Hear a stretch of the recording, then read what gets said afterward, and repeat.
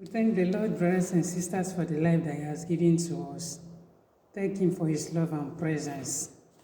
Today I want to talk about the topic, life is a gift and it is sacred. I don't know if for once we have ever thought of what is life. What is this breathing in and out?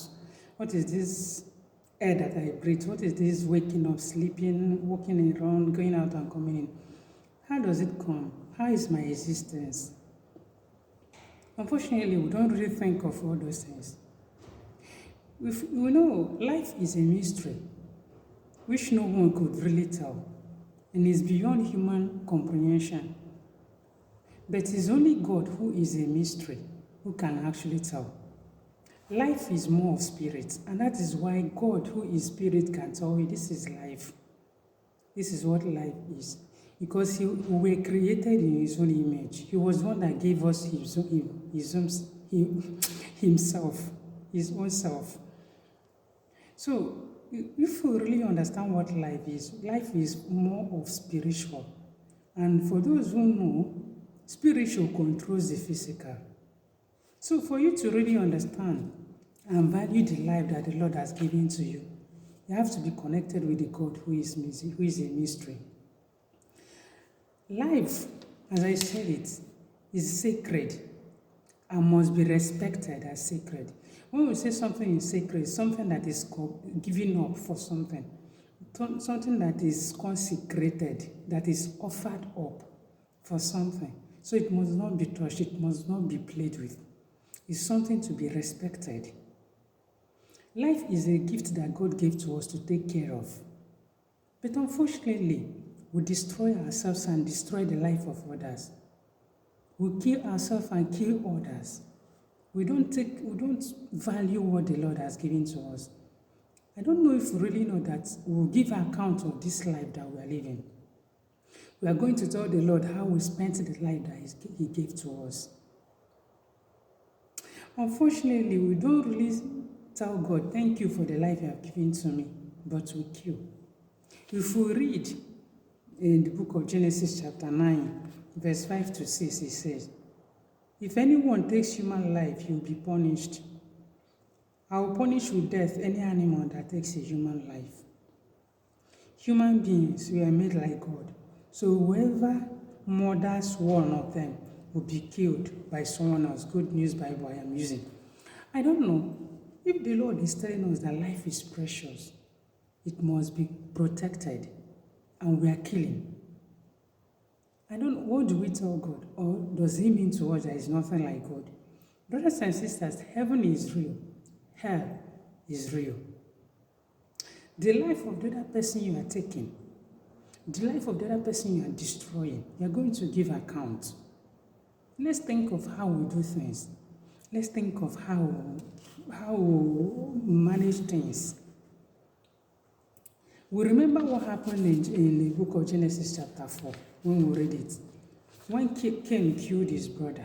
Before he killed his brother, when he was planning this, the Lord told him, Cain, be careful because there is evil coming in your heart. You can stop it. But Cain, no, out of jealousy. Because he was the one that offered what the Lord did not accept, not his brother. His brother offered what the Lord accepted. Instead of him to be happy with his brother, he planned to kill him and killed him really. He killed the innocent blood. Now, when the Lord asked him, where is your brother? In verse 9, chapter 4, verse 9, the Lord asked him, Cain, where is your brother? That is to tell us that the Lord is going to ask us about this person beside us. We are to be our brother's keeper, not our brother's destroyer. Not our brother's killer. We are to protect one another. We are to love one another. We are to give life, sustain life. But unfortunately, out of worldly things, our human weakness, out of, the desire of wanting things, out of when we are not contented with the little that we have, we destroy the other person. The Lord is going to ask us, where is your brother? When I talk about killing, don't think that I'm saying about only those that kill with gun, with knife, or whatever. There are many ways to kill. When you sit in your house and you think evil, or sit somewhere think evil of the other person, you are killing already. Because for you, this person no longer exists. This person doesn't mean anything to you. And you've thought of all this evil in your heart against the person. You've killed the person. I don't know if you really know that when we sit somewhere and think of evil, something against this, there are people that have this grace to feel that something is coming. That is to tell us that life is more of spiritual.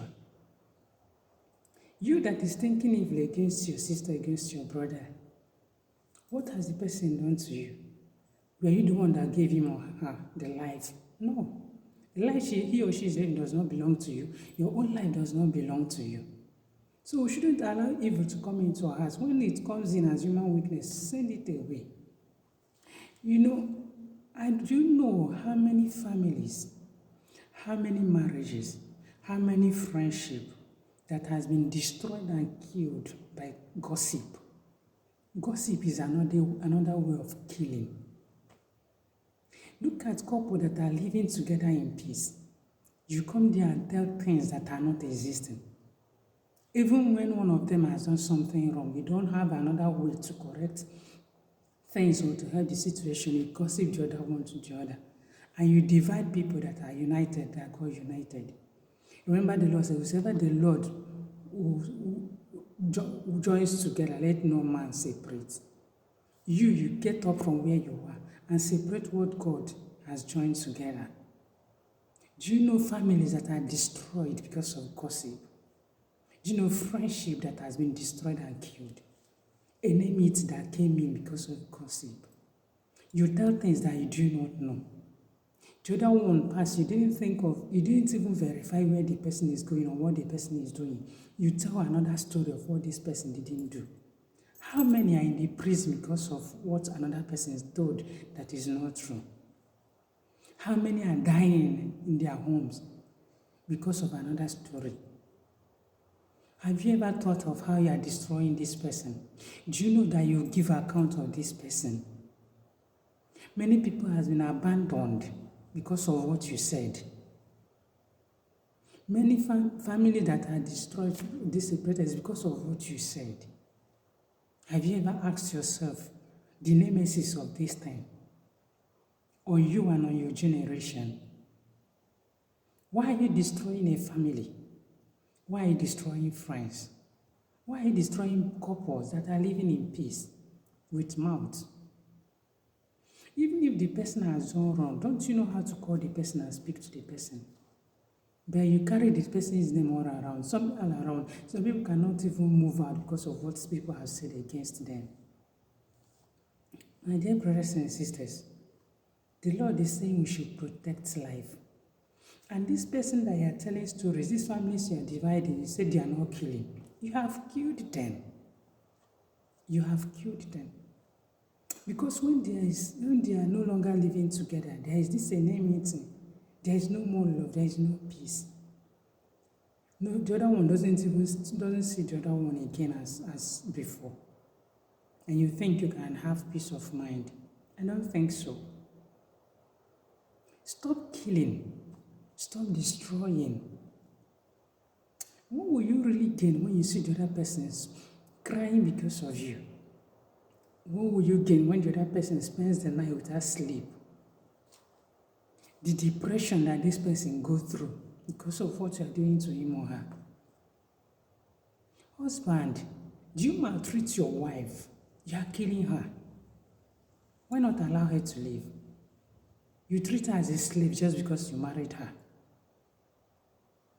When a man marries a wife, both of you becomes one. She's not your slave. The thing is, both of you are supposed to share things together.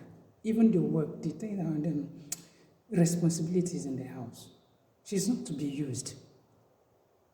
And women, even if you're the one helping your husband, he's not to be a slave to you. He's not your boy. He's still the man of the house. You just have to humble yourself and put things together. With time, when you guys pray together, things will turn around. Stop killing the other. Parents, what of your children?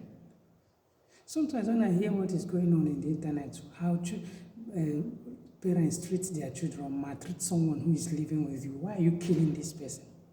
Killing a little child that is living with you. And you have your own child, or you are praying for God to give your own child. And you are killing this little child, destroying the life of this little child. Think if you are the one. What has our heart not lead us into? What has our mouth not caused in this life? We are killing. Let's think of how to give life. Let us be the strength of the other person. Let us be the joy of the other person. Let us be the person that when these people remember you or see you, they will be encouraged in life.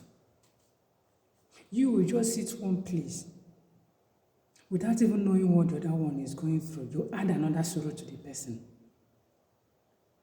When you see somebody, try to be kind. Try to be gentle with the person because you don't really know what the person is living as life. Life itself is beautiful, but we're the one that complicates it and make it difficult for others. The situation on the one in the country, wherever you are, is already hard. Why are you now making life more difficult for the other person? You are killing. How many people have committed suicide because of what the situation of life is presenting them to? Or sometimes because of what somebody else has caused, they could no longer bear the pains. They could no longer bear the disgrace. They go ahead and commit suicide. Oh, the Lord will ask you, where is your brother? Be careful with the words you use. I've used that in one of my topics, the power of words. Because you are killing this person with words. Be gentle. Be kind with words. I just pray that the Lord will give us the grace to understand that life is precious. Life is to be taken care of. Life is to be loved. The Lord will help us to take care of the other person beside us. That we won't use our mouth to destroy or kill the other person, or even plan evil against the person, or even scatter the person's family, or whatever that make this person go down. I pray the good Lord to enlighten us on how important life is, on how precious life is, and remind us always that we'll give account. Let us know that whatever we do in this life is just a few days. We'll all pass away. We'll all go. So this little time you have on this earth, use it to do something good. Use it to show love, because on the last day, the Lord will judge us on love. Use it to care for others. Don't be so greedy, or don't be so ill-hearted that the joy of the other person makes you sad. If the joy of the other person makes you sad, that means you yourself are really possessed. Because you should be happy when others are happy. But when the happiness of the other person makes you sad, you need deliverance. Really pray the Lord to deliver you. Life is a gift. Life is sacred. Life is a mystery. Let us be united with the God who gave us life. Let us value this gift that the Lord has given to us. Let us keep and respect this sacredness that the Lord has given to us, called life. That He may help us to understand little that life is a mystery. And help us to know that life is more of spiritual. So we really need to understand that it's not in our hands and take things in a way. When I say that life is more spiritual, that means you have to be someone that is really connected with God.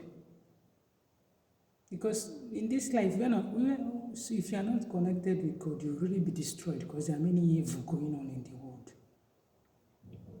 Get connected with the God that gave you life so that He can defend you and fight for you. Dear brothers and sisters, value the life that the Lord has given you. Love yourself and love the other person. Don't do evil. Don't cut the life of the person short. May the Lord enlighten us and give us the grace to know that we are meant to be our brother's keeper. not our brother's destroyer, not our brother's killer. It should help us to understand that life is so precious and it must be protected. It's a gift to be valued. It is sacred to be respected. And it is a mystery to be understood. It's beyond us. May His grace be sufficient in our lives through Christ our Lord. Amen.